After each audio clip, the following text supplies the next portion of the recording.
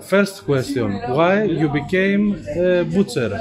Je suis devenu boucher pour une bonne et simple raison, parce que j'adore travailler la viande, j'adore toucher la viande, et au fur et à mesure du temps, j'ai appris à connaître mon métier de mieux en mieux. Et ce qui me plaît dans le métier de boucher, c'est également le contact avec le client, le contact avec la matière, les carcasses, etc. Okay. Did your family had your father, your? Est-ce que tu as de la famille boucher? Non, pas du tout. Pas du tout. J'ai aucune personne de ma famille est boucher. Je suis issu d'une famille de paysans. Ok. Voilà, mais aucun membre de ma famille n'a fait le métier de boucher. Paysan, they had animals, beef, vas.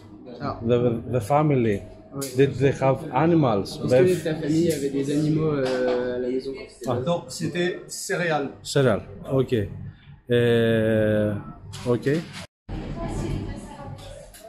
Oui, en fait, il n'y a pas grand-chose il n'y a pas beaucoup de choses que je n'aime pas. Dans le métier de boucher, quand on fait ce métier, il faut tout aimer, hein. Même les choses, effectivement, il y a des choses qu'on aime plus ou moins bien faire. Un exemple, ce que j'aime pas trop faire, c'est le ménage. Mélange? Ménage de... When you have to clean. Ah, ok. Yeah. Oui. Voilà, autrement, tout le reste dans le métier de boucher, c'est j'adore faire tout ce qui est possible et imaginable. Okay. Why did you want to become a MOF? MOF. Why did you want to become? Alors, il y a un mot que j'ai pas. MOF, meilleur ouvrier de meilleur France. ouvrier de France. Pourquoi oui. tu veux... Pourquoi tu as voulu devenir MOF? Alors pourquoi j'ai voulu être un des meilleurs ouvriers de France? C'est une grande et longue histoire. Ah oui. Pas de problème. Je suis d'origine tourangelle, c'est un petit département dans le centre de la France. Okay. Et au tout début, quand j'ai quitté le collège en 3e, je souhaitais faire le métier de cuisinier. Okay. Et c'était au mois d'août, en plein vacances, j'étais dans la cité où j'habitais et je jouais avec des garçons qui étaient fils de bouchers. Oui. Donc la rencontre avec le métier de boucher, ça s'est fait à partir de ce moment-là, parce que le papa de mes copains était boucher. Et il m'a dit qu'est-ce que tu fais pour le reste de tes vacances? Donc je lui ai répondu que je faisais rien, et il m'a dit si tu veux venir travailler à la boucherie avec moi, c'est jouable. Donc ça a commencé comme ça, le métier de boucher m'a plu, et après je suis rentré en apprentissage. J'ai fait donc un apprentissage de 2 ans dans ma région, en Touraine, et j'avais comme professeur 2 meilleurs ouvriers de France. Okay. Monsieur Gérard Martelière et Jean-Louis Martineau, qui du départ m'ont inculqué un petit peu les valeurs du métier et surtout du travail bien fait, de précision et l'excellence. Okay. Suite à ça, j'ai connu ma future femme qui était sur Lyon. Donc je me suis rapatrié pour travailler à Lyon et je suis arrivé chez un meilleur ouvrier de France à Lyon, monsieur Maurice Royer, qui m'a inculqué également les bonnes valeurs, le travail bien fait, l'excellence, etc., etc. Et j'ai commencé à préparer le concours d'un des meilleurs ouvriers de France en 1993. Donc à cette époque-là, j'étais un des plus jeunes à me présenter en finale. Et j'ai mis 10 années à obtenir ce titre. Donc, Okay. j'ai été promu en 2004. 2004. Voilà, 2004. Ok. Voilà. Donc c'est pour ça que j'ai côtoyé de très belles personnes, et de bonnes valeurs qui m'ont inculqué des belles choses de la boucherie artisanale. Ok. Okay. Another question. Which is the best race pour steak, pour côte de bœuf. Alors, c'est quoi la meilleure race de Pour- viande pour un steak ou pour une côte de bœuf? Pour toi. Pour toi. Pour moi, Les musées, charolais. alors il y a plusieurs races qui sont parfaites. Après, on va le jouer un petit peu chauvinisme. On est dans une région où on fait de la charolaise et de la limousine. Partant de là, je serais tenté de dire que la charolaise et la limousine en côte de bœuf, ça reste une très belle et bonne race. Ceci étant, si on veut avoir un côté un peu plus persillé, etc., on va plus opter pour une Salers, une Aubrac, des races beaucoup plus persillées et grassouillées. Okay. Which is your favorite cut of the beef? Steak, trans, tender Quelle trans, est la filet? meilleure la partie du bœuf que tu préfères? Pour toi, pour toi. Pour moi, Ouais, personnellement, moi j'adore l'onglet, L'anglais, ouais. l'onglet, la hampe, Ah, ok. bavette d'aloyau, entrecôte, côte de bœuf. Voilà. Ok. Euh, Le renouvellement des personnes jeunes dans le métier de boucher actuellement, est-ce que le recrutement c'est bien?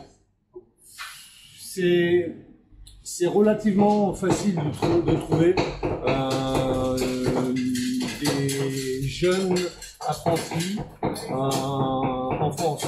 Pourquoi? Parce que en France, on a un système de formation pour les jeunes qui est très compétitif.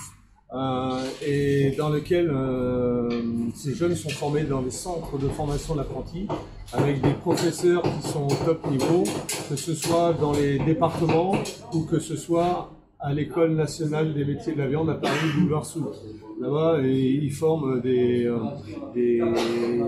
jeunes au brevet professionnel, des reconversions, et je serais tenté de dire que grâce à cet outil de travail et à ces écoles, on arrive à trouver des jeunes qui sortent avec un diplôme et qui, par conséquent, ils trouvent du travail pour la suite. okay. What do you think is the future of the boucherie, the meat? What will happen? Tu penses que c'est quoi le futur du métier de boucher? Qu'est-ce qui va se passer? La viande, enfin, qu'est-ce qui va advenir dans le futur de tout ce métier et de la viande manuelle? Alors, dans le futur, il va rester que les très bons bouchers. Moi, je pense que celui qui va faire du travail à la perfection, continuer à acheter ses carcasses, etc., faire le vrai travail de boucher, eux, ils ont de l'avenir. Après, je serais tenté de dire que celui qui va faire du bas de gamme, etc., il en faut bien sûr, mais celui qui va faire de la viande de moins bonne qualité, dans le temps, je pense qu'ils auront des soucis à se faire. Mais celui qui va respecter l'éleveur, respecter les collaborateurs, etc., ils vont sortir leur épingle du jeu. Et l'avenir va les très bons, les purs, vont garder le summum au niveau de la boucherie. Ok. Parce que comment vous procédez avec le bœuf? Donc il part de l'abattoir, il arrive sous cette forme. Et après, qu'est-ce que vous en faites? Comment vous Was, Zenis, do you buy cows or Jeune vache. Zen was? Jeune vache. Ah, ok. Jeune vache, génisse également. Ok. Donc on reçoit nos carcasses entières Ok. et ensuite on les découpe. On les découpe pour faire notre travail au quotidien, etc. Et donc le bœuf, le veau, l'agneau, le porc, on reçoit tout en carcasse. En aucun cas on fait de la viande semi-parée, sous vide ou entièrement désossée. Ça, c'est interdit pour nous. Et comme je disais tout à l'heure, les bons professionnels qui vont continuer à travailler leur carcasse, eux, ils vont sortir leur épingle du jeu. Ok. Après, on a des carcasses dans la chambre froide, non? Ouais, après, si on peut aller voir dans la chambre froide les carcasses. If you wanna see Yeah. si tu as encore quelque chose à dire. Et sinon, if you wanna see some carcass, there is.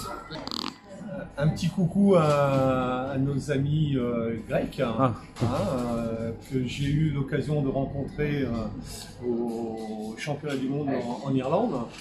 Et j'ai appris récemment que, faute de moyens, etc., qu'ils ne participaient pas au championnat du monde à Sacramento, qui va avoir lieu en septembre 2022. Pardon. Et c'est bien regrettable, mais voilà, j'en fais un petit coucou. Okay. You go to Sacramento, yeah? Ouais. Yeah, Sacramento. Je suis, entre autres, je suis le capitaine de l'équipe de France. Ah, oh, ok. Voilà, le capitaine de l'équipe de France boucherie. Et voilà. Wow. Ok. Ouais.